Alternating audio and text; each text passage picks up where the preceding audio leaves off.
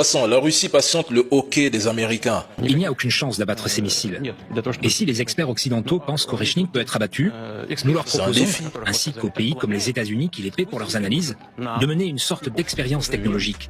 Une expérience technologique de haut niveau. Le duel technologique du XXIe siècle. Qu'ils choisissent un endroit, un bâtiment, disons à Kiev, qu'ils y concentrent toutes leurs forces de défense aérienne et de défense antimissile, et nous les frapperons avec Oreshnik. Et nous verrons ce qui se passe. Juste un hockey. Nous sommes prêts pour une telle expérience. Mais de leur côté, est-ce qu'ils sont prêts? Poutine a déclaré en termes simples. Si vous pensez pouvoir arrêter la Russie, installez vos systèmes de défense les plus avancés en Ukraine. Si vous voulez, je peux même vous donner le jour, la date et l'heure où je lancerai Oreshnik sur Kiev. Et nous verrons si l'OTAN, avec tout son arsenal, sera capable d'intercepter ne serait-ce qu'un seul missile.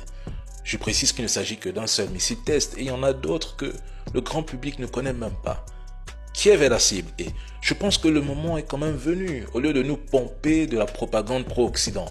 Depuis 2023, vous avez peur d'entrer en Russie, vous avez peur d'envoyer vos troupes. Alors relevez le défi.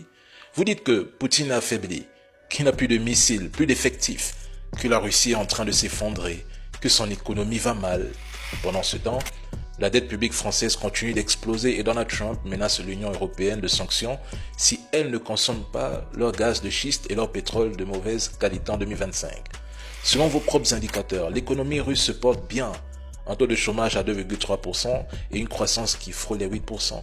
On ne voit pas ça en Occident où vous manquez de matières premières pour survivre. Ah, et vous dites aussi que Poutine n'arrive pas à envahir l'Ukraine, un pays de près de 603 000 km² en 2022. Mais quand on vous demande de rappeler les objectifs de l'opération spéciale annoncée le 24 février 2022, vous vous contentez d'insulter pour éviter le débat. La question est la suivante.